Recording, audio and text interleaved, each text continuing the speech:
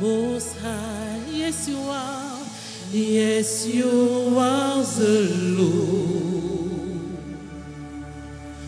Most High, yes you are. Yes you are the Lord.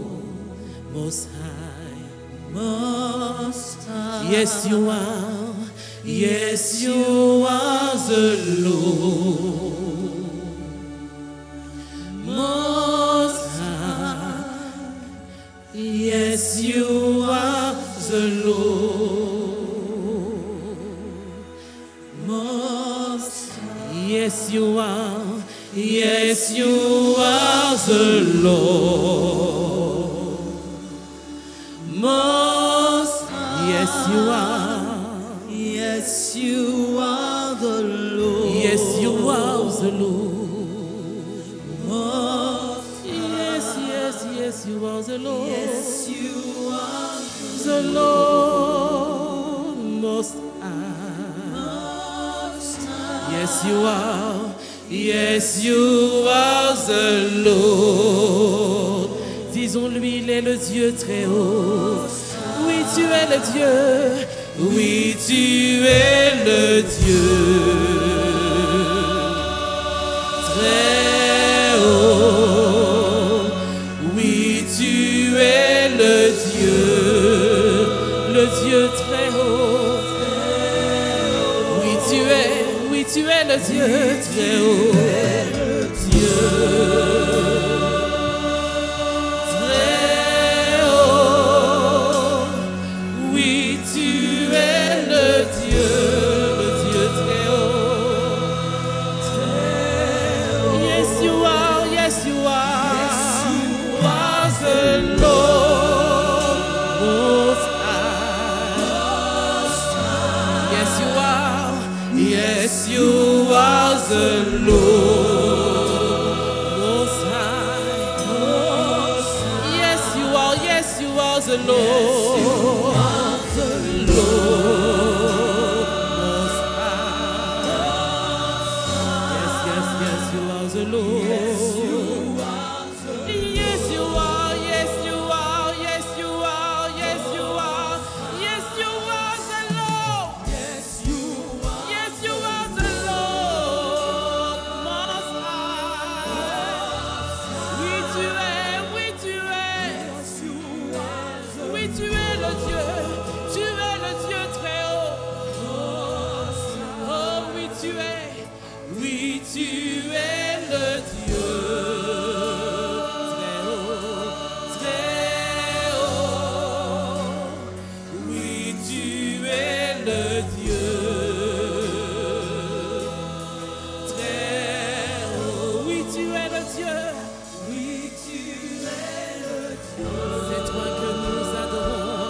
C'est toi que nous élevons, c'est toi que nous adorons.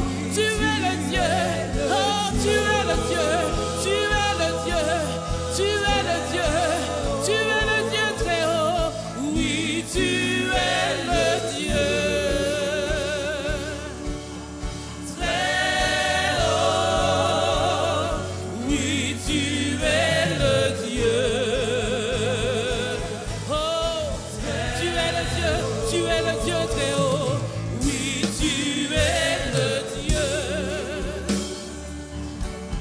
très haut, oui, tu es le Dieu, tu es le Dieu très haut, nous accueillons ta présence, toi le roi,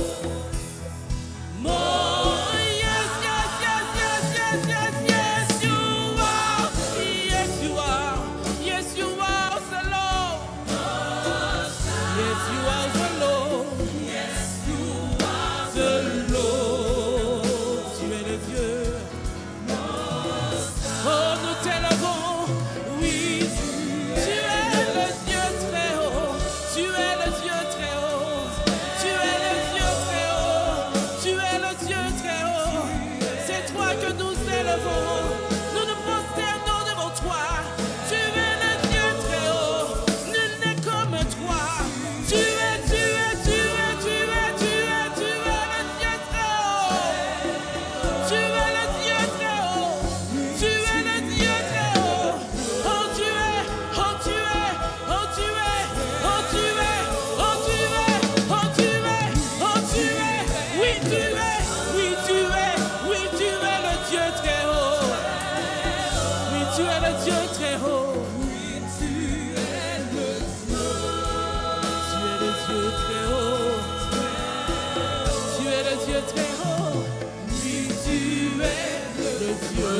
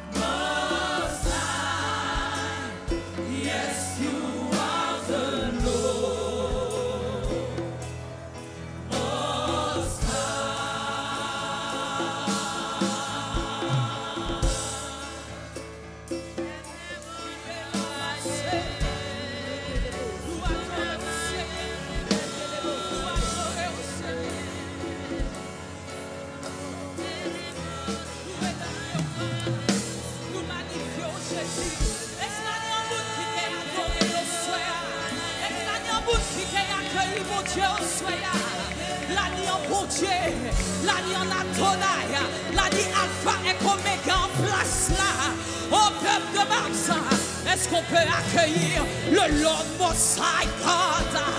You are the Most High God, le Dieu au-dessus de tout. Nous adorons l'alpha et l'oméga, le premier, le dernier. Il dit, la chose arrive. Il était, il est, il revient. Adonai, nous élevons, nous magnifions au soya. Jésus, nous parlons gloire, nous parlons louange.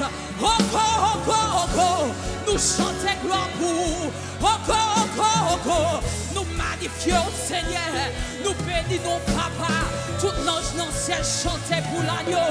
Tout dans le ciel adoré. Tout dans le ciel exalté. Bouche-moi préparer tes femmes. Qui t'aime adorer au Seigneur. Qui t'aime élever au Jésus. Nous adorons Papa. Nous exaltons Jésus. Combattre des mains. Que tous les peuples, toutes les nations battent des mains en son honneur. Mais qui est ce roi de gloire? Qui est ce roi de gloire? L'Éternel des armées fait son entrée. Le roi de gloire, le prince de paix, le souverain sacrificateur, l'agneau de Dieu, lion de Juda. Nous adorons au Seigneur, nous adorons au Seigneur, nous adorons au Papa. Agneau, tu es Dieu. Les 24 vieillards se prosternent et ne cessent de chanter. Digne est l'agneau, Saint, Saint, Saint, Saint, Saint, Saint. Et l'Éternel, hey, le lamentin rempli de ta gloire. Le lamentin accueille ta gloire. Le lamentin se dispose pour ta gloire, pour accueillir ta gloire. Nous adorons, Éternel. Bouche-moi pas s'arrêter fermée. Mon besoin adorer, ma bouche ne peut rester fermée. Il me faut te dire à quel point tu es grand. Il me faut te dire que ce que l'homme n'a pas su faire, tu as su le faire. Permets-moi, Seigneur, juste une fenêtre pour te dire, je t'adore, je t'adore. Juste une fenêtre pour te dire, laisse-moi t'adorer encore. Juste un chemin, juste un passage, juste une soif. Laisse-moi soif te trouver, laisse-moi soif te chercher, laisse-moi soif te poursuivre. Ah, je ne suis pas venu pour prendre dans tes mains, je suis venu pour toi, je suis venu pour ton cœur, pour qui tu es, juste pour qui tu es, sans requête, sans rien, juste pour qui tu es. Hey, adoration, aide-moi à t'adorer, oh papa. Ah, j'ai soif de toi, Jésus. Juste pour te dire, digne à l'agneau. Juste pour te dire, digne à l'agneau. Juste pour te dire, juste pour te dire, digne à l'agneau. Hey.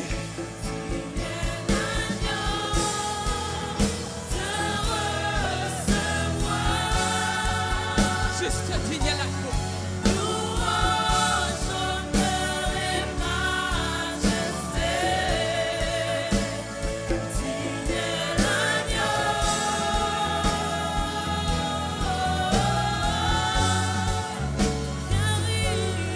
Car il nous a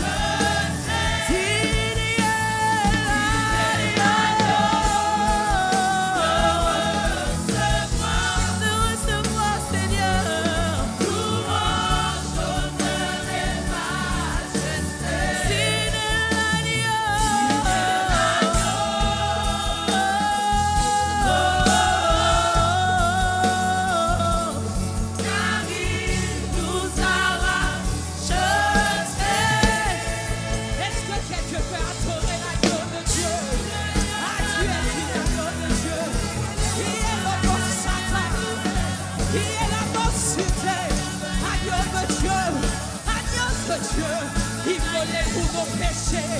Agneau de Dieu, ton sang a coulé. Agneau de Dieu, ton sang nous a justifiés. Agneau de Dieu, ton sang nous a rachetés. Agneau de Dieu, ton sang nous identifie. Agneau de Dieu, est-ce qu'on peut l'adorer? Est-ce que quelqu'un peut reconnaître le travail, l'action, le ministère, l'office de l'agneau? Oh, nous accueillons, nous adorons l'office suprême de l'agneau. Ah, il y a un office, il y a un office pascal. Agneau de Dieu, ton cortège est là et nous t'acclamons dans ce lieu. Yeah. Agneau de Dieu, il est digne, il est digne, il est digne, il est digne, il est digne, il est digne, l'agneau de recevoir louange, louange, louange, honneur et majesté. Tu es digne, digne, digne, l'agneau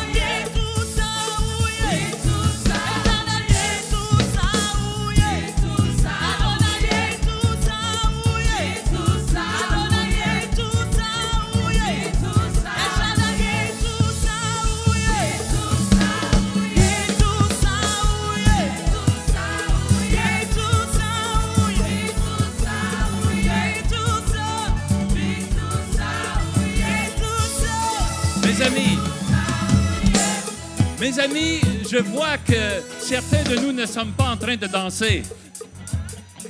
Attendez un instant. Vous m'avez vu partir de devant et faire partie de la célébration. Je vais vous dire pourquoi. Il y a 1 an de cela, je marchais avec une canne pendant plusieurs mois. J'étais affligé d'une douleur incroyable. Comme je voyage beaucoup, je devais prendre des chaises roulantes dans les aéroports. On m'attendait avec la chaise, on m'emmenait jusqu'à mon siège de l'avion. En débarquant de l'avion, on me reprenait dans une chaise roulante et on se demandait si je pourrais continuer à servir Dieu. Et moi, j'ai dit, douleur ou pas de douleur, qu'est-ce que je vais faire de ma vie? Je vais servir Dieu. On me mettait dans l'avion en douleur. Je sortais en douleur. Et j'étais à toutes les réunions. Et j'ai persévéré dans cette foi que mon Dieu fera quelque chose. Et après 1 an de douleur incroyable, en l'espace de 2 semaines, bang, bang, bang, Dieu m'a guéri.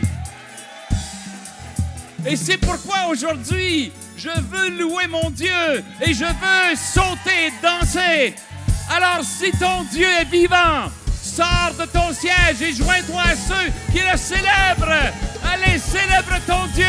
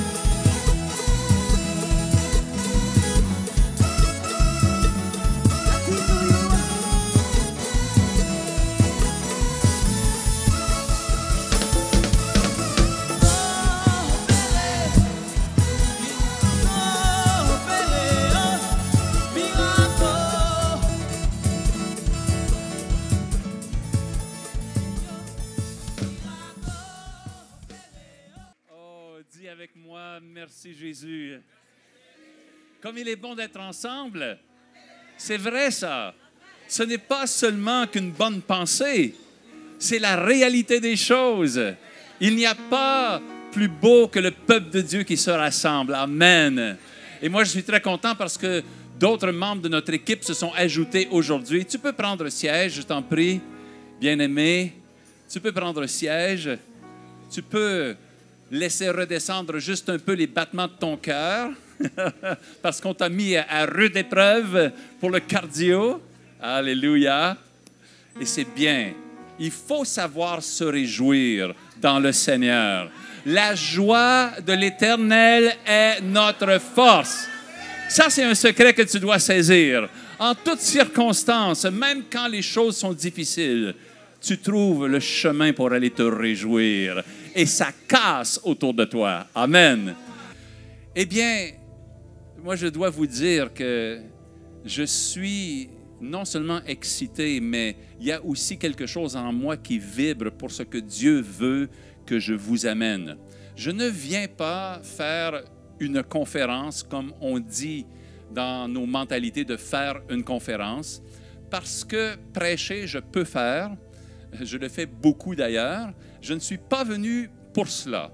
Je suis venu pour m'acquitter d'une commission que Dieu m'a donnée, de parler à ce reste qu'il y a en Martinique, à cette maison d'adoration et de gloire qui inclut non seulement MAPS, mais ceux qui sont dans cet appel et qui se rejoignent ensemble. Et je vais entrer avec vous dans cette petite portion des Écritures, mais qui est très présente dans le livre de l'Apocalypse, au chapitre 5, les versets 9 et 10. Et pour les 4 interventions que je vais faire, donc ce soir, vendredi soir, samedi après-midi et dimanche matin, à l'aide de ce passage des Écritures, je vais tenter d'obéir à Dieu au meilleur de ma capacité et de vous livrer un aspect du mandat que l'Éternel vous donne pour ce temps en Martinique et dans la Caraïbe. Chaque intervention, je vais cibler un angle différent de cette portion des Écritures pour libérer une facette de votre mandat. Alléluia. Ce ne sont pas des choses que j'ai déjà prêchées puisque je les préparées devant Dieu pour vous. Amen. Et donc, je veux tout de suite entrer dans cette portion des Écritures-là. Et je vais vous dire tout de suite, dans cette maison en particulier, vous savez comment adorer Dieu. Vous avez été formés. Vous avez pris ce qui vous appartenait comme qualité intrinsèque qui est à votre peuple. Vous l'avez canalisé. Vous l'avez sanctifié. Vous l'avez consacré à Dieu. Vous l'avez épuré. Et vous l'avez placé devant la face de Dieu. Vous vous êtes prosternés pour qu'il vous donne les grâces du ciel pour pouvoir entrer, dépasser le parvis, dépasser le lieu saint et pouvoir entrer dans le lieu très saint. Vous vous êtes appliqués à pouvoir vous retrouver devant la face de Dieu. Alléluia. Et je dois vous dire que je suis fortement impressionné par l'œuvre du Saint-Esprit au milieu de vous. Et vous savez que si on regarde cette capacité que vous avez de louer Dieu d'un côté prophétique, on se dit, je suis arrivé au ciel. Amen.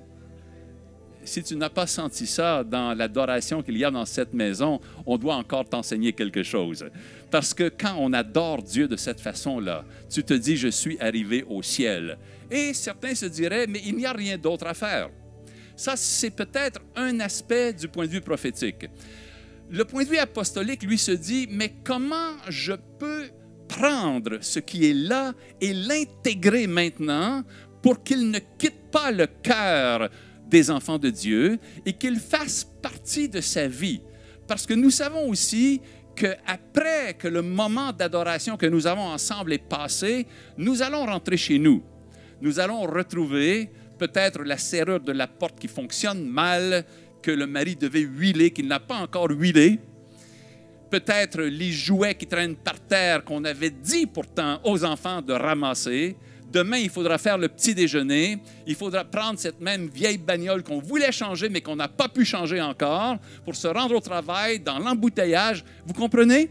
Et le point de vue apostolique se dit, comment je peux saisir cette grâce-là que nous avons ensemble quand nous sommes devant le trône de Dieu et qu'elle s'applique pour transformer la vie, non seulement la mienne, mais la vie de tous ceux que j'aime. Amen. Alors, pour faire cela, je vais me saisir de ce passage. Je dois vous dire que j'habite dans ce passage-là depuis plus d'1 an. Vous savez, parfois, en lisant la parole de Dieu, le Saint-Esprit ne te laisse pas aller ailleurs. Tu voudrais lire autre chose, tu voudrais aller dans un autre chapitre de la Bible, mais il y a cette pression interne de la présence de Dieu qui te ramène toujours au même endroit. Il te dit, laisse absorber ce passage-là en toi. J'ai vécu une chose semblable il y a plusieurs années où pendant 1 an, j'étais scotché sur Ézéchiel 1. Pas moyen de sortir d'Ézéchiel 1. Je vivais sous les ailes des chérubins, leurs yeux m'examinaient, pas moyen d'aller ailleurs et ce n'était même pas confortable ni agréable. Cet examen constant des chérubins qui ont plein... Bon, en tout cas, je vous dis juste, ce passage maintenant dans Apocalypse 5, versets 9 et 10, il vit avec moi depuis au moins plus d'1 an. Et donc, nous allons aller là et c'est un passage qui en fait décrit ce que nous vivons ce soir et hier soir. Il décrit qui nous sommes ensemble. Parce qu'il nous décrit quelque chose qui est céleste, mais dont nous faisons déjà partie. Et je devrais ensuite descendre et aller avec vous un peu dans notre vie quotidienne, notre vie de couple, notre vie de famille, notre vie d'église, avant de pouvoir remonter avec vous. Amen. Ce passage-là nous dit que ces 24 vieillards qui étaient autour du trône et les 4 êtres vivants se sont mis à chanter un cantique nouveau. Et les vieillards tenaient en fait dans leurs mains des harpes et des bols qui sont les prières des saints. Et ce qui veut dire que nous sommes dans cette équation-là. Nous faisons partie de ce qui se passe. Ce qu'ils vont maintenant déclarer, nous sommes avec eux parce que nos prières, nos chants, notre adoration est aussi avec la leur.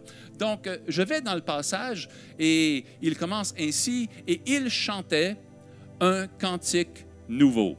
Amen. En disant, tu es digne de prendre le livre et d'en ouvrir les sceaux, car tu as été immolé et tu as racheté pour Dieu par ton sang des hommes, des femmes, des enfants, des familles. Et tu as fait d'eux des hommes de toute tribu, de toute langue, de tout peuple, de toute nation. Et tu as fait d'eux un royaume de sacrificateurs. Et ils régneront sur la terre. Amen. Je veux prendre ce soir un des aspects ici qui est celui de l'alliance. Parce que ce sang de l'agneau qui a été versé pour nous, il est le sang de l'alliance. Si tu n'es pas dans cette alliance, tu n'as pas ce qu'on appelle la vie. Bien que tu puisses être vivant, tu es mort. Mais si tu as le sang de l'alliance, tu as une vie qui ne se compare à aucune autre vie. C'est la vie qu'il y a dans le sang, et cette vie-là n'est disponible que pour ceux qui entrent dans cette alliance qui a été contractée pour nous par l'agneau de Dieu qui a versé son sang pour sceller cette alliance, pour nous donner la vie et l'autorité, puisque nous régnerons sur la terre. Ce passage des Écritures-là n'est pas seulement à venir, il est actuel. Il est une description de ce qui se passe en ce moment dans le ciel. Dans le ciel en ce moment, pendant que nous sommes là assis, ici à Maps, en Martinique, dans le ciel, il y a cette réalité-là. Ce chant est chanté. Et l'agneau de Dieu prend le livre, il ouvre les sceaux, il sort des décrets. Il dit, voici ce qui est écrit pour la Martinique aujourd'hui. Voici ce qui est écrit pour telle nation aujourd'hui. L'agneau de Dieu ouvre les sceaux et il donne les décrets pour que la terre puisse aller à sa destinée et que son royaume puisse être établi entièrement. Amen. Donc, c'est une réalité qui est là présente. Maintenant, je vais aussi situer ce que je vais enseigner dans ces 4 interventions dans le contexte d'un centre apostolique. Parce qu'il y a une réalité où nous vivons, nous sommes rassemblés dans ce qu'on appelle l'Église. En fait, nous sommes l'Église. Et il y a un type d'Église dans laquelle Dieu se glorifie sur la terre, en particulier, que j'appelle centre apostolique. C'est ma conclusion en étudiant la parole de Dieu. Ces centres apostoliques-là, je vous les décris très rapidement pour que nous parlions de la même chose. Un centre apostolique est une Église d'un type particulier. Pourquoi? Parce qu'elle est conduite par une équipe formée des 5 ministères que nous trouvons dans Éphésiens 4 au verset 11, les apôtres, les prophètes, les évangélistes, les pasteurs et les docteurs. Docteur qui veut dire enseignant. Et donc, cette équipe-là forme la direction, qui donne la vision, qui donne le mode d'opération de l'Église. Et donc, c'est la première caractéristique. Il y a cette équipe-là, et non pas seulement un pasteur ou une autre personne qui fait tout le ministère. Donc, il y a cette équipe-là qui entend de Dieu prophétiquement et qui reçoit les instructions d'application apostoliquement. La deuxième caractéristique, c'est qu'ils ne font pas à eux seuls tout le ministère. Au contraire, ils forment tous les gens de Dieu pour que chacun puisse commencer à faire son ministère. C'est-à-dire que chaque membre de l'Église devienne un participant, devienne une personne responsable, devienne quelqu'un qui peut porter le message de Jésus-Christ et la gloire de Dieu dans ce monde qui en a tellement besoin. C'est la deuxième caractéristique. Donc, cette équipe-là travaille ensemble pour que tous les enfants de Dieu deviennent activés et en action dans ce monde. Plus de spectateurs devant une seule personne qui fait tout. Bien qu'il faut bien que des gens parlent, que des gens s'activent et que des gens dirigent, mais notre action va susciter une réaction et une formation chez vous pour que vous ne soyez plus jamais passifs avec l'Évangile. Amen. La troisième caractéristique, c'est lorsque ces personnes ont été activées, elles deviennent des fils et des filles parce que nous donnons une maturité au corps de Christ, et cette maturité-là, c'est celle des enfants qui deviennent fils et filles à l'âge adulte. Donc, nous parlons d'une famille spirituelle, nous parlons de père, de mère, de fils et de filles. Et ces fils-là, ces filles-là maintenant, sont envoyés dans la moisson. Parce que le but de toute l'Église n'est pas seulement d'avoir une bonne Église, mais c'est de toucher ce monde pour la moisson. Amen. Alors, tandis que parfois nos églises peuvent être repliées sur elles-mêmes, un centre apostolique a une vision qui regarde vers l'extérieur. Alléluia. On s'entend là-dessus. Notre vision est le royaume de Dieu. Amen. Et donc, lorsque ces 3 caractéristiques sont réunies, comme elles le sont ici à MAPS, selon mon observation. Amen. Et j'ai confiance en cette observation-là. Je vous la confirme. Quand ces opérations-là sont mises ensemble, nous avons ce que nous appelons cette Église-là, qui devrait en fait être chaque Église. Chaque Église devrait tendre à avoir ces 3 caractéristiques-là pour que le corps de Christ soit vraiment le porteur de gloire sur la terre. Amen.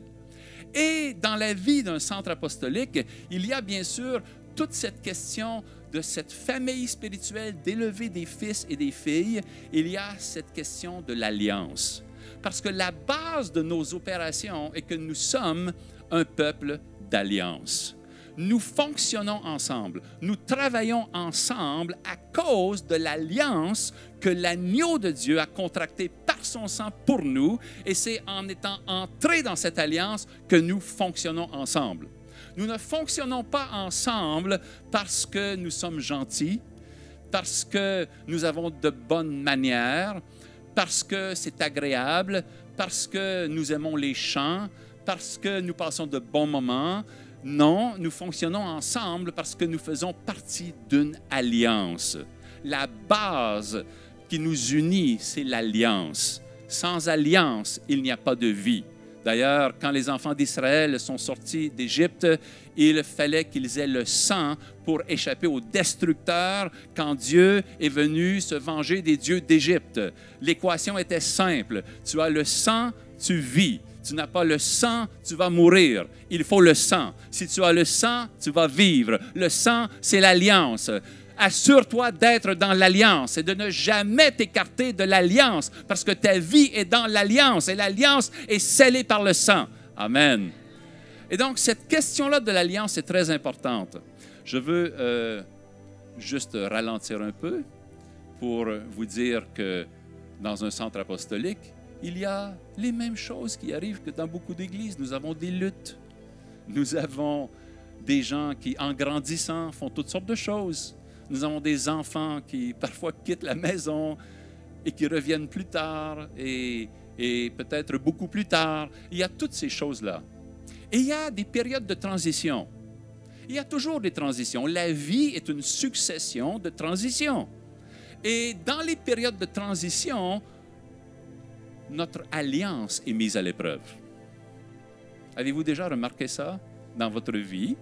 Dans les périodes difficiles, c'est là où ton alliance est testée. Oui. Nous venons de vivre une période de transition à notre centre apostolique. Quand je suis venu ici, la dernière fois, il y a 2 ans, nous étions juste avant la transition que nous avions préparée, où j'allais transmettre, Marie et moi, après 24 ans de direction de l'Église comme telle, allions transmettre le centre apostolique à un couple plus jeune. Ce couple-là est là avec nous ce soir. Nous leur avons transmis le centre apostolique. Et dans cette transmission-là, bien qu'il soit un vrai fils et une vraie fille pour Marie et moi dans l'esprit, et que tout le monde le sache, il y a certaines sections de l'Église qui ont été ébranlées. L'alliance de certains n'a pas tenu. Pour 95%, ça a tenu et l'Église a continué à monter depuis. Mais il y a un petit nombre qui n'a pas tenu. Je vous dis ça parce que je ne parle pas seulement des choses qui sont dans les lieux célestes. Je parle des choses que nous vivons. Amen. Nous vivons les mêmes choses. Notre tête est dans le ciel, nos pieds sont sur la terre. Amen. Et donc, je veux juste appeler le pasteur Bold ici parce qu'il est un fils spirituel pour moi. J'ai plusieurs fils spirituels. Ce fils-là est celui à qui Dieu a voulu confier la nouvelle saison de notre centre apostolique. C'est l'œuvre de notre vie pour Marie et moi. Ce n'est pas une petite chose. Et je suis fier de ce fils. Je veux que vous voyiez, amen, oui. Je veux que vous voyiez, avant d'aller plus loin, un père qui est fier de son fils. Je veux que vous ayez cette image dans vos yeux, que vous ne l'oubliez pas, un papa qui est fier de son fils. Amen. Alléluia. Et donc, quand je commençais à vieillir un peu, je ne suis pas vieux. Quel âge j'ai, vous pensez? Bon, je vous dis, j'ai 65. Et quand, c'est pas vieux. Et donc, quand j'ai eu 60 ans environ, dans mon cœur, je cherchais. Je savais que je voulais transmettre. Parce que pour moi, il est normal de vouloir trouver un successeur. Ça fait partie de ce qui est la santé. Qui ne veut pas trouver un successeur? Et je cherchais parmi tous ceux que j'avais jusqu'à ce que Dieu me dise, c'est Bold. Et c'est Amy. Amy qui est ma fille depuis longtemps. Et je n'ai jamais regretté. Et quand je l'ai libéré dans cet appel-là, il a explosé. Si je ne l'avais jamais libéré, je n'aurais jamais vu tout ce qu'il contenait. Donc, dans l'atelier de samedi, Bold et moi allons parler de l'alignement dans un centre apostolique, mais je voulais que vous entendiez sa voix juste quelques minutes pour voir de ton côté comment tu t'es senti quand un père a voulu te faire confiance et pour te dire ce que j'ai de plus précieux, je te le confie comme mon enfant. Wow. Je vais essayer de me rappeler de sourire comme ma femme me dit, souris chérie, souris. Merci papa. Merci papa. Merci Maryse, Michel. Merci à MAPS pour l'accueil. En fait, ayant évolué dans la maison, dans le chemin, je suis rentré à le chemin à travers mon mariage avec Amy, puis j'ai commencé à servir. Et de là, j'ai commencé à apprendre à être un fils. Et quand ils m'ont appelé qu'autour de cette table-là, ils m'ont dit, bon, on pense que c'est à vous maintenant la direction du centre. Dans le processus de réflexion, un des points, c'était, mais papa, moi, je n'ai pas envie d'entacher la relation qu'on a. Parce que ce n'est pas une petite affaire que de diriger un centre apostolique. Et je suis sûr que je vais faire des erreurs. Et je n'ai pas envie de te décevoir. C'est ça. C'était un des points clés. Je ne voulais pas décevoir mon papa. Et lui de me répondre que, avec un sourire très gracieux, que c'est normal et c'est correct. Et il va me laisser faire ces erreurs-là. Ça m'a donné une assurance de savoir qu'il était là et qu'il allait nous laisser aller, ma femme et moi, en étant là à côté de nous, mais en nous laissant prendre les décisions et faire les erreurs qu'on allait faire. Et ça, c'est énorme. C'est énorme. Et de l'autre côté, c'est tellement immense que tu te dis, waouh, Seigneur, qui sommes-nous? Avec ma femme, on s'est posé cette question, qui sommes-nous? Et c'est la grâce. C'est simplement la grâce. Et on ne peut que répondre avec honneur. C'est ça. Parce que le centre apostolique, quand moi je suis arrivé, puis quand ma femme est arrivée, était dirigé par papa et maman ici, mais ça avait été créé par les pasteurs Joyal, Jean-Claude et Valérie, qui sont dans l'église. Et je le voyais et je la voyais chaque dimanche. Et à la moindre opportunité, comment ils honoraient leurs parents spirituels. Et ça, c'était touchant et c'était un exemple pour nous. Et donc, la réponse aussi, c'était de fonctionner de cette façon-là dans l'honneur. Et qu'est-ce que ça veut dire? Ça peut être compliqué, mais de façon terre à terre, c'est être reconnaissant.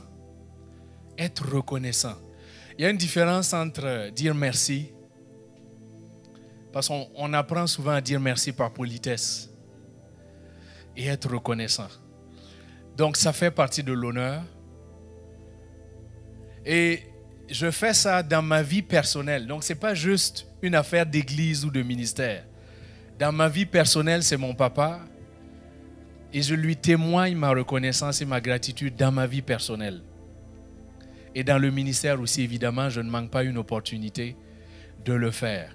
Mais aussi, avec la reconnaissance, c'est écouter. Écouter. Il n'y a pas une décision... Il n'y a pas une décision qu'on prend sans que je ne lui parle. Sans que je dise, papa, voici ce qui se passe. Papa, voici ce que je pense. Pourquoi? Parce que dans la vie dans laquelle on est, quand on grandit, quand on devient mature, on s'affranchit de nos parents, n'est-ce pas? On quitte la maison de nos parents parce qu'on a un travail ou autre, et puis on va dans notre propre maison. On devient de moins en moins connecté d'une certaine façon, de moins en moins dépendant. On prend nos propres décisions, mais dans le royaume, ça fonctionne différemment. Plus tu grandis, plus tu es dépendant de Dieu, et plus tu es dépendant de tout ce que Dieu a mis comme gouvernement, comme structure, parce que c'est saint. Et donc, dans ce contexte-là, et avec l'honneur, je lui parle. Et je lui demande qu'est-ce que tu penses aussi. Et voici ce qu'il me dit. Bon, voilà, maintenant, vous prenez la décision que vous voulez. Et ça me rappelle toujours, un jour, ça va être à votre tour de passer la main à quelqu'un. Et voici l'exemple que vous devez suivre. Voici l'exemple que vous devez suivre. Je vais m'arrêter là un instant parce que je pourrais parler longtemps. Amen. Merci, Bold. Nous parlons de l'alliance. Dans ce chapitre de l'Apocalypse, l'agneau de Dieu a racheté par son sang. Il a fait une alliance au prix de son sang pour que nous vivions. Amen. Dieu est un Dieu d'alliance. Et s'il est un Dieu d'alliance, nous devons aussi être un peuple d'alliance. Puisque tel il est, tel nous sommes aussi dans le monde, n'est-ce pas? Dieu est un Dieu d'alliance. Il est le Dieu qui garde son alliance. Il a contracté dans l'humanité au moins 7 alliances avec nous. Il y a l'alliance qu'il a faite au départ avec Adam. Je n'enseignerai pas sur ces choses-là, je les mentionne en passant. Avec Adam. Adam, voici l'arbre dont tu peux manger. Maintenant, ne mange pas de celui-ci. Et si tu restes dans cette alliance que je fais avec toi, tu régneras sur la terre. Et Adam n'a pas respecté l'alliance et nos problèmes ont commencé. Ensuite, le mal s'est répandu jusqu'au point où Dieu devait détruire parce qu'il ne restait plus rien. Il devait détruire par le déluge. Il a sauvé une famille de 8. Et en sortant de l'arche, Noé, la première chose qu'il a fait, il a fait un autel. C'est la première chose qu'il a faite. Un autel, la fumée du sacrifice est montée et Dieu a fait une alliance. Je ne détruirai plus la terre de cette façon. Ensuite, il a cherché un homme parce que le mal s'est répandu encore. Et il a trouvé Abraham. Et il a fait une nouvelle alliance avec Abraham, la 3e. Et il a dit à Abraham, tu deviendras une grande nation. Et au travers de ta descendance, toutes les familles de la terre seront bénies. C'est l'alliance qu'il a faite à Abraham. Et Dieu est en train d'accomplir cette alliance-là. Et ensuite est venu Moïse, à qui Dieu a parlé. Moïse a conduit son peuple au désert. Il les a amenés au mont Sinaï, où Dieu lui était premièrement apparu dans le buisson ardent. Et au mont Sinaï, Dieu a déclaré ses lois, ses commandements, pour faire une alliance avec son peuple. Et très simplement, cette alliance était « Obéissez à mes commandements et vous vivrez, vous serez bénis. Mais si vous n'obéissez pas à mes commandements, voici les malédictions qui vous attendent. Mais je désire que vous deveniez mon peuple. Vous serez pour moi, Exode 19, verset 6, vous serez pour moi un royaume de sacrificateurs. Ce qu'on vient de lire dans Apocalypse 5, versets 9 et 10. Et c'est ce qu'on appelle, dans ce cas précis, cette 4e alliance-là, c'est celle qu'on appelle l'ancienne alliance. Quand, bibliquement, nous parlons de l'ancienne alliance, c'est cette alliance-là qu'il a fait avec le peuple de Dieu au désert, avec Moïse. Et cette alliance-là était basée sur notre capacité de servir Dieu, notre capacité d'obéir. Et nous avons failli, et cette loi qui était bonne est devenue pour nous une source de malédiction, pas parce que la loi n'était pas bonne, la loi était bonne, mais comme nous étions pécheurs, à cause de la loi, nous étions condamnés. Parce que personne ne pouvait obéir à cette loi. Dieu a encore fait une autre alliance, cette fois avec David. L'alliance était assez simple. Tu ne manqueras jamais d'un descendant sur le trône. Et ce sera un qui vient de ta descendance qui aura le trône éternel. Et nous comprenons qu'il annonçait Jésus-Christ. C'était la 5e.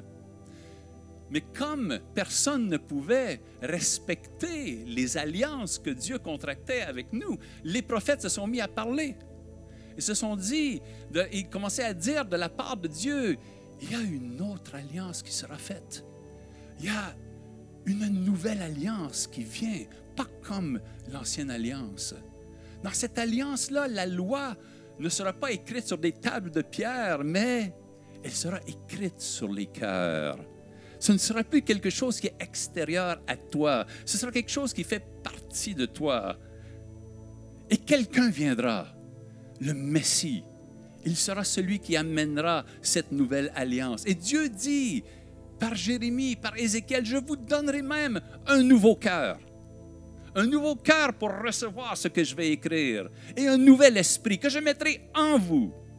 Et les prophètes annonçaient cela jusqu'à ce que Jésus vienne, celui qui est venu accomplir toutes les alliances précédentes, accomplir pour nous ce que nous étions incapables d'accomplir. Il les a accomplis jusqu'à aller à l'obéissance de la mort sur la croix pour sceller par son sang toute sa vie d'obéissance. Lui, l'agneau sans tache, immolé pour nous, qui a contracté ainsi une nouvelle alliance pour nous, pour que nous puissions vivre. Et cette nouvelle alliance-là vient remplacer l'ancienne et elle est aussi devenue une alliance éternelle. Alléluia. Amen. Et maintenant, ta vie ne dépend plus de ce que toi, tu peux arriver à faire, mais ta vie maintenant dépend de ce que Jésus, lui, a fait. Nous dépendons maintenant de l'œuvre que Christ a fait et non plus de nos propres forces. L'ancienne alliance disait, si tu peux obéir. La nouvelle alliance dit, si tu crois en celui qui a obéi. Alléluia. Et c'est en vertu de son œuvre que nous sommes sauvés. Dieu est un Dieu d'alliance. Amen. Il est ce Dieu qui est incomparable et qui a tout fait pour nous. Et il veut maintenant que nous vivions dans cette alliance-là. Tout le désordre qu'il y a sur la terre que tu vois autour de toi vient d'une chose, une vie en dehors de l'alliance. Des gens qui vivent sans alliance ou qui brisent des alliances, et ce brisement répété d'alliance amène tout le mal qu'il y a sur la terre. Mais Dieu a un peuple qui, par le sang de Jésus, entre dans cette alliance-là. Alléluia.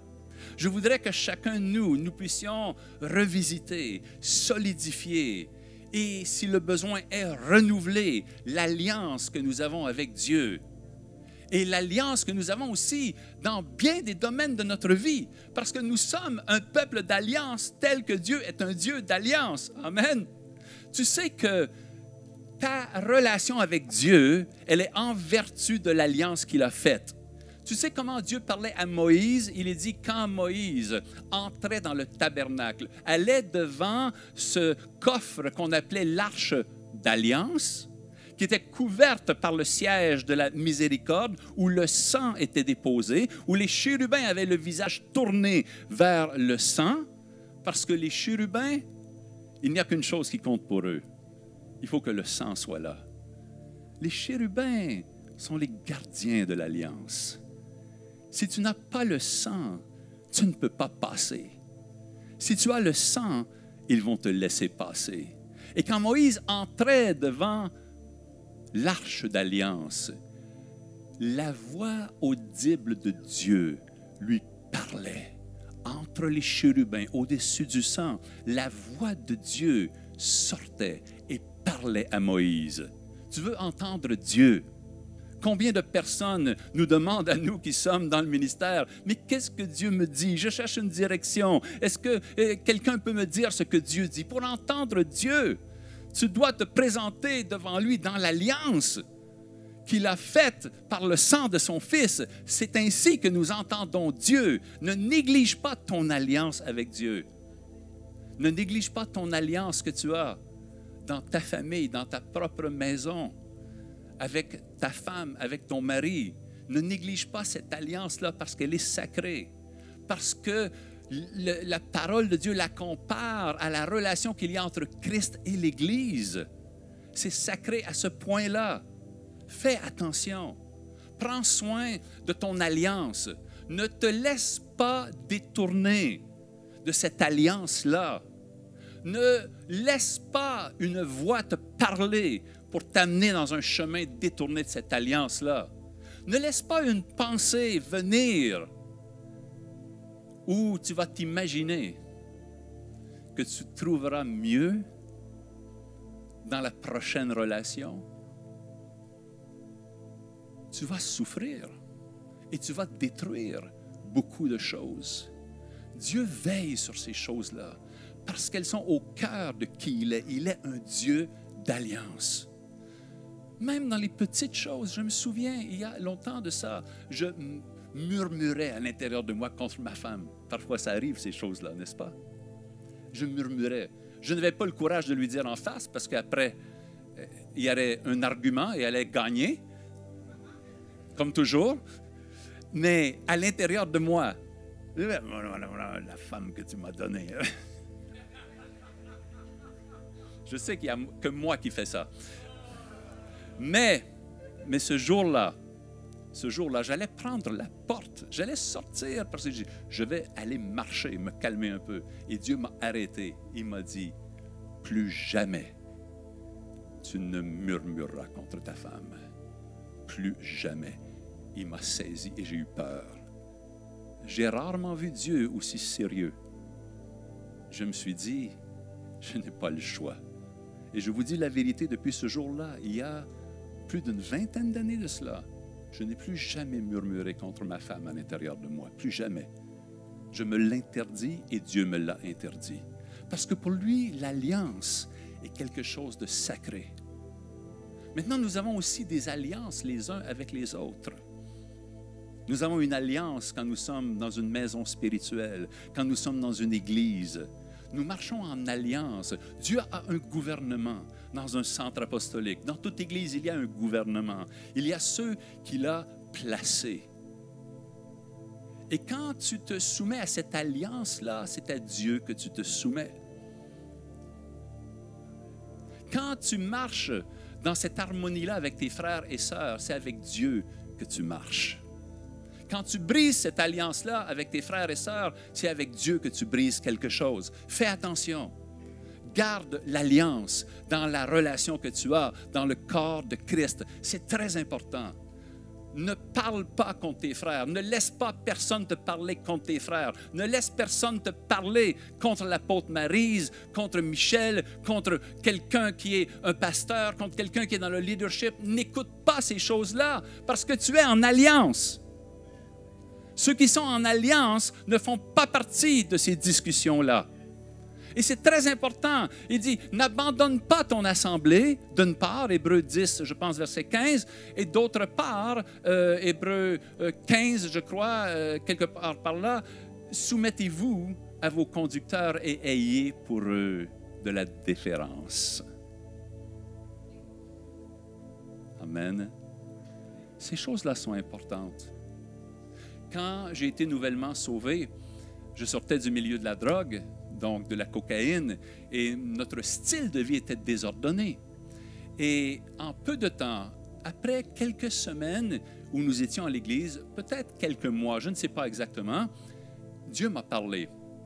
Et il m'a dit, je veux que tu te soumettes publiquement au pasteur Jean-Claude Joyal qui est là. Je veux que toi et ta femme, vous vous soumettiez votre vie à leur autorité. Quand je suis allé voir mon pasteur pour lui dire cette chose-là, premièrement, il n'avait jamais entendu une telle chose. Ce n'est pas quelque chose qu'il enseignait. Il ne demandait à personne de faire ça. En fait, même, ça l'embarrassait. C'est un homme très humble. Mais il m'a écouté. Il a ressenti que c'était Dieu. Et il a dit, d'accord, nous pouvons le faire. Et un dimanche matin, nous nous sommes préparés. Et Marie et moi, nous sommes allés devant toute l'Église. Et nous nous sommes agenouillés. Et nous leur avons dit, nous remettons la direction de notre vie sous l'autorité que Dieu vous a donnée. Je ne dis pas que c'est une pratique maintenant que je veux voir instaurée. Ce n'est pas mon propos ici. Je vous raconte mon témoignage. Pourquoi Dieu a-t-il voulu que je fasse cela? Il savait que j'étais une tête forte. Il savait l'orgueil qu'il y avait dans ma vie. Il savait l'intelligence que j'avais. Il savait les qualités que j'avais, les dons que j'avais. Il savait qu'en comparaison avec le pasteur Jean-Claude, il pouvait y avoir des comparaisons qui pouvaient s'établir pour me sauver. Pas pour mon salut éternel, pour me sauver des problèmes. Il a voulu que j'entre dans cette soumission-là, qui allait me garder dans les années à venir, qui allait m'aider à laisser Dieu me briser. Parce que j'étais encore trop fort. Il fallait que je sois brisé pour devenir tendre, pour laisser la colère, pour laisser l'orgueil. Et c'est une alliance que j'avais faite et que j'ai gardée jusqu'à aujourd'hui. Quand, plusieurs années plus tard, quelqu'un est venu me proposer d'être pasteur dans une autre église. Tu sais, parfois, il y a de ces bonnes occasions qu'on te présente, ces belles opportunités. Mais tu dis, mais ça vient de Dieu. C'est ma destinée.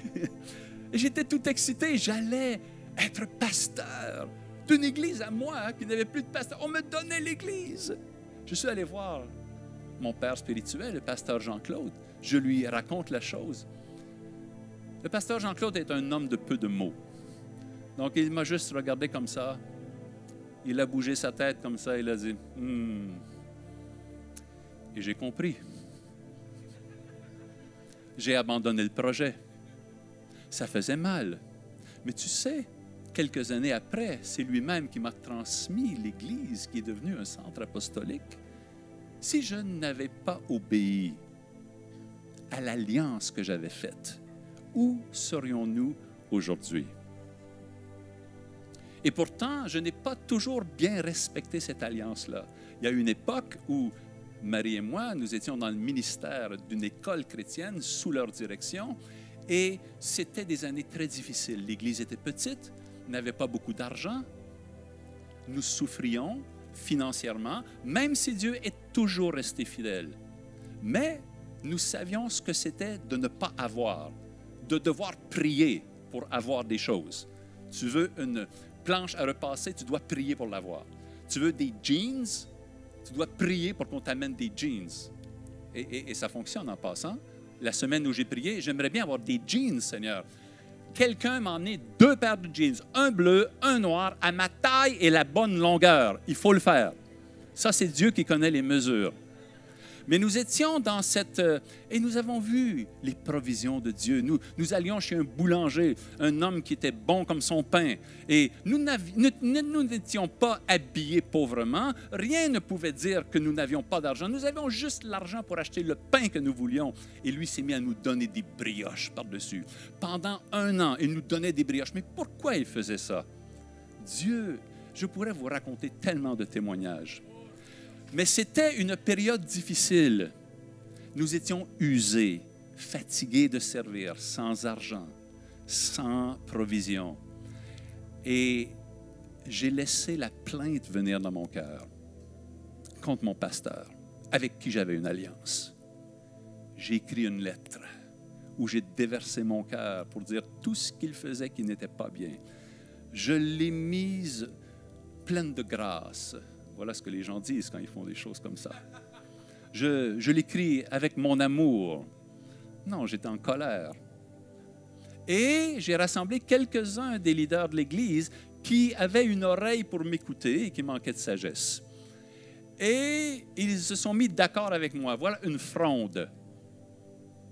Et je suis allé voir mon pasteur avec cette lettre dévastatrice. Je lui ai présenté avec son épouse. Jusqu'à aujourd'hui, c'est une douleur de me rappeler ces choses-là. Je lui ai présenté cette lettre-là qui l'accusait. Il aurait pu me mettre à la porte. Il était un homme humble. Il nous aimait. Il a dit, tu sais, nous voulons vous demander pardon si nous avons fait du mal. Marie, Alain, pardonnez-nous. Qu'est-ce qu'on peut faire pour réparer? Il m'a traité avec humilité, avec amour. Moi, je m'étais dit, quand j'écrivais la lettre, s'il accepte ce que je dis, ça va me faire du bien. J'aurai raison. Et lorsqu'en fait, il m'a donné raison, je me suis senti très mal. Et je suis retourné et Dieu m'attendait. Et il m'a dit, maintenant, je vais traiter avec ton cœur. Et pendant les mois qui ont suivi, Dieu a dû me briser pour me montrer ce que c'est que vivre dans une alliance. Il a dû briser mon orgueil. Il a dû me dépouiller de la colère. Il a dû faire son travail jusqu'à ce que, les mois ayant passé, je puisse dire le plus sincèrement, du plus profond de mon cœur, « Seigneur, si tu désires que pour le reste de ma vie, je serve cet homme, je suis heureux, Seigneur. Je suis dans la joie. Je ne demande rien. Que mon nom soit effacé des affiches, parce que je voulais que mon nom soit sur les affiches. Dieu m'avait amené à ce point-là. C'est l'alliance. Il cherche un peuple d'alliance en Martinique. Il cherche et il trouve un peuple d'alliance en Martinique. Il y avait un ami avec qui je travaillais au Canada pendant au moins 10 ans. Son nom est David Demian. Nous avons travaillé. Il était mon leader à cette époque-là. Il était le leader d'une multitude. Nous avions un grand mouvement au Canada. Nous avons travaillé d'arrache-pied. Nous avons fait toutes les villes pendant 10 ans, des rassemblements de milliers de personnes, ici, encore. Et nous allions partout, petits, maisons, gros rassemblements. Il y a un mouvement au Canada qui s'était fait. Il était mon grand frère, mon leader, mon ami. Nous étions toujours ensemble. Comme c'est un pays bilingue, lui, la voix était anglophone. Moi, j'étais son interprète francophone. De fait, nous étions ensemble. Quand on louait un hôtel, c'était la même chambre. 2 lits, on s'entend, mais la même chambre. C'était mon ami. Tu ne pouvais pas voir un sans voir l'autre. Tu comprends? Les gens nous identifiaient au Canada. Ces deux-là, ils sont ensemble toujours. Et quelque chose est arrivé. Et nous avons une alliance ensemble. Et avec tout l'ensemble, c'était un grand, je vous dis, un grand, ça a secoué le Canada. C'est un grand ministère. Et quelque chose s'est produit. Et notre ministère, notre mouvement, qui avait des milliers de personnes à travers tout le pays, a été fracassé, dispersé. Nous nous sommes divisés. Nous avons été séparés les uns des autres. Et David et moi n'avons pas tenu dans notre alliance. Et nous avons été séparés l'un de l'autre pendant les 10 prochaines années, sans pouvoir travailler ensemble. Voilà maintenant 2 hommes de Dieu qui servent Dieu, qui ne sont pas dans le péché, mais qui ont vécu une fracture de relation et qui servent Dieu avec onction, avec de grandes choses. David qui a ouvert l'Asie, qui a amené des milliers en Chine, en Corée, et qui a fait de grandes choses. Moi qui ai écrit les centres apostoliques et qui a déployé ça aussi dans plusieurs nations. Des hommes de Dieu, loin du Saint-Esprit, mais qui ne peuvent pas marcher en alliance. Dans le corps de Christ, pas dans le camp de l'ennemi. Nous parlons de notre famille. Et pourtant, nous nous étions pardonnés. Mais vous savez ce qui manquait? Nous n'arrivions plus à faire confiance. Parfois, tu as pardonné, mais la confiance n'est pas restaurée. L'alliance n'est pas entièrement restaurée. Et donc, pendant 10 ans, publiquement, il était su que ces deux-là ne marchent plus ensemble, puisque nous étions des figures publiques. Tu vois un peu l'état de l'Église qui doit être un peuple d'alliance.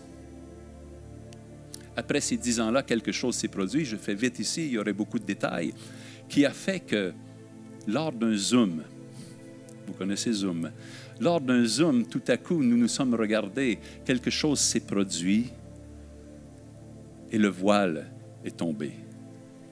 Nous nous sommes appelés et nous sommes revenus soudainement ensemble, après 10 ans.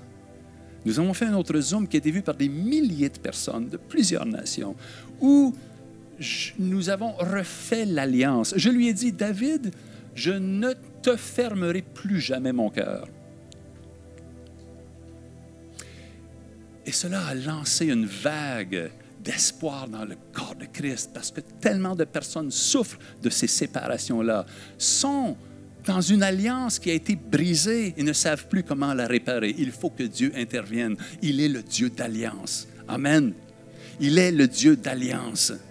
Et je vous dis ceci ce soir, à cause d'Apocalypse 5, versets 9 et 10, que par le sang de Jésus, le sang de l'Alliance, nous avons été rachetés. Amen. Je veux vous dire qu'il y a un mouvement de l'agneau de Dieu.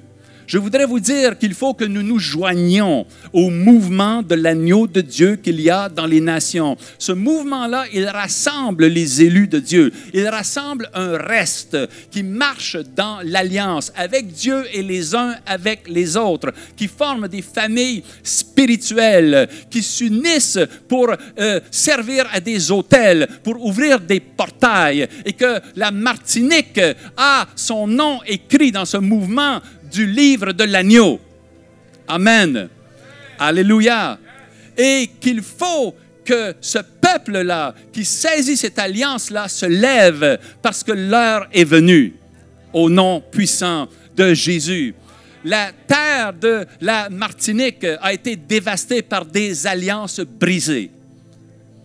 Je ne parle pas par connaissance, je n'ai pas étudié l'histoire de la Martinique. Vous dites, j'aurais dû, je ne l'ai pas fait encore, mais par l'esprit, je sens qu'il y a des alliances brisées qui jonchent le sol. Qu'il y a des alliances brisées qui sont même enfouies dans la terre de cette île. Et que dans ces alliances brisées-là, elles deviennent des points d'accès pour certains esprits du monde des ténèbres, parce qu'ils se nourrissent d'alliances brisées. Ils prennent des points d'appui sur des alliances brisées. Mais notre Dieu est le restaurateur de l'alliance. Il est celui qui a lui-même versé son propre sang pour qu'une alliance nous soit donnée. Amen. Et je veux vous dire ce soir que je vois un mandat qui est sur vous. Je vois un mandat qui est celui d'être les gardiens de l'Alliance pour la Martinique. Amen. Parce que si nous voulons réparer des alliances, si nous voulons entrer et faire des réparations, si nous voulons nous tenir à la brèche, ça c'est une chose. On peut plaider le sang de Jésus. On peut faire les prières qui vont couvrir et réparer des choses. On peut faire ces choses-là, mais c'est une autre chose de faire la démonstration parmi nous d'un peuple qui vit dans l'alliance. Parce que l'autorité est dans le sang et aussi dans la conformité à cette alliance-là dans notre vie. Amen. Jusqu'à ce que nous devenions ensemble cette famille qui marche dans l'alliance. Et lorsque cela est atteint, il y a une telle autorité qui est libérée que vous devenez les gardiens de cette alliance-là. Dieu a des gardiens d'alliance sur la terre dont il a besoin.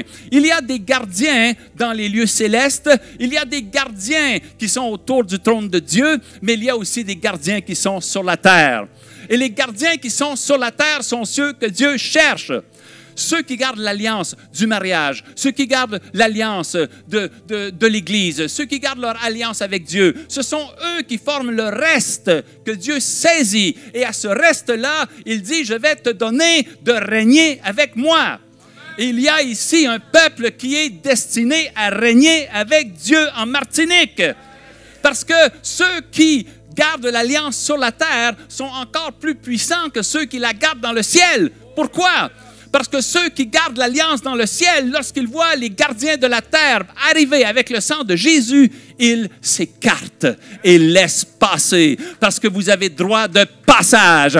Vous pouvez aller au trône de Dieu. Vous pouvez aller là où toute grâce est donnée. Parce que le sang de Jésus est donné à ses frères, à ses sœurs. Avec ce sang-là, vous devenez les gardiens de l'alliance. Non seulement vous faites déjà de ce type de prière pour l'île et pour toute la région, mais vous avez aussi ce raffinement que Dieu a fait, où vous êtes un peuple d'alliance et vous vous qualifiez pour devenir gardien de l'alliance. Pas seulement pour votre vie, mais pour l'île tout entière. Il y a des gardiens que Dieu place qui peuvent sauver des territoires entiers, qui peuvent faire que des villes soient épargnées, que des peuples soient épargnés. Ce sont ceux qui gardent l'alliance. Alléluia.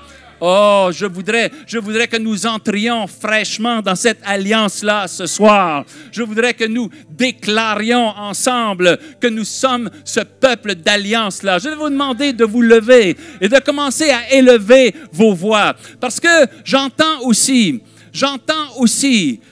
le psaume 50 au verset 5 où Dieu fait résonner sa voix dans les espaces où nous habitons. Et il dit, rassemblez-moi mes élus, ceux qui ont fait alliance avec moi par le sacrifice. Rassemblez-moi mes élus. Rassemblez-moi mes élus de la Martinique. Où sont mes élus de la Martinique? Rassemblez-les. Ils ont fait alliance avec moi par le sacrifice. Je fais d'eux des gardiens de mon alliance. Ceux qui gardent, vous êtes les gardiens de l'alliance pour que l'île soit épargnée et qu'elle soit visitée par le Seigneur Tout-Puissant. Élevez vos voix. Déclarez votre alliance avec Dieu. Déclare ton alliance pour ta propre vie. Déclare ton alliance pour ta maison, premièrement, parce que ça doit être réel dans ta vie. Si tu veux que ça soit réel au ciel, il faut que ce soit réel dans ta vie de tous les jours. Il faut que ce soit réel dans ta maison.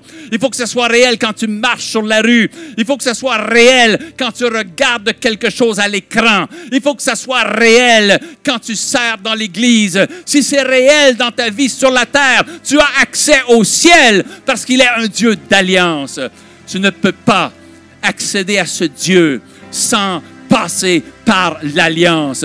Il n'y a pas de chemin autre que par le sang de Jésus. Il n'y a pas d'accès autre que par l'alliance qu'il a faite. Et il veut que nous soyons ce peuple d'alliance. Il cherche où sont ceux qui ont entré avec moi dans cette alliance-là. Où sont ceux que j'ai rachetés et qui ont décidé de vivre cette alliance-là? Où sont ceux qui ont dit, non seulement nous bénéficions, mais nous allons servir dans cette alliance. Nous allons administrer cette alliance au peuple. Nous allons répandre cette alliance-là sur le territoire. Notre île sera connue comme une terre d'alliance. Le nom sera terre d'alliance. Nous sommes les gardiens de cette alliance-là. Ce qui est brisé sera réparé parce que c'est un Dieu d'alliance que nous célébrons. Oh, Rebababa Shatatata Rebakaya. Déclare ton alliance ce soir. Déclare que l'agneau de Dieu est digne de prendre le livre et d'en ouvrir les sceaux parce qu'il a racheté par son sang des hommes et des femmes de la Martinique, de la Caraïbe et qu'il a fait d'eux un royaume de sacrificateurs. Il a fait d'eux des gardiens d'alliance et ils régneront sur la terre. Ils régneront sur la terre. Je veux t'annoncer que si tu restes dans cette alliance, tu régneras sur la terre. Tu régneras avec Christ dans son alliance. Et efforce-toi de faire entrer tous ceux qui sont autour de toi dans cette alliance. Ne les laisse pas dehors. Dis-leur, viens dans la maison. Entre dans la maison. C'est une maison d'alliance. C'est une maison d'alliance. Viens à MAPS. MAPS est une maison d'alliance. Viens, entre sous le sang. Entre et reçois la vie, reçois la protection, reçois la garantie. Viens dans cette alliance. Viens dans la maison. Oh, continue d'élever ta voix. Continue de déclarer ton alliance. Oh, Jésus, notre souverain sacrificateur, toi qui prends le sang et qui fais l'aspersion, visite la Martinique encore une fois. Visite la Martinique encore une fois, Dieu d'alliance. Que les alliances soient restaurées. Que les alliances soient guéries. Que les réconciliations se fassent. Que les églises voient d'un autre œil. Qu'ils marchent d'un pas différent. Qu'il y ait des discussions. Qu'il y ait des rencontres. Qu'il y ait des changements de cœur. Parce que c'est dans le cœur que tu écris ton alliance. J'écrirai sur vos cœurs cette alliance nouvelle. J'écrirai sur vos cœurs, cœur de chair, esprit nouveau, alliance éternelle. Rebababa shatata rabababa sotokaya.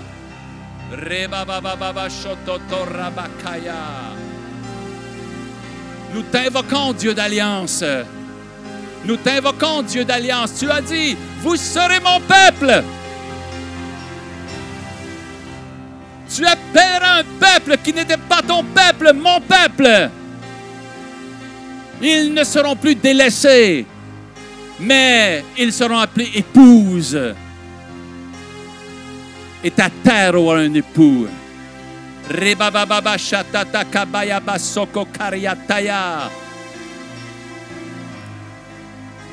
Ils ont dit, nous avons fait un pacte avec le séjour des morts. Mais toi, tu as dit, j'ai posé une pierre en Sion, et celui qui croit en elle ne sera pas confus. J'ai posé une pierre en Sion, et vos pactes avec le séjour des morts est détruit. Et la vie de l'Alliance est libérée sur Sion, sur cette pierre où j'ai posé mon gouvernement. Gardien de l'Alliance, gardien de l'Alliance, j'entends ce mandat pour vous. Gardien de l'Alliance, j'entends Dieu qui dit, serez-vous les gardiens de mon alliance sur cette île? Serez-vous les gardiens de mon alliance sur cette île?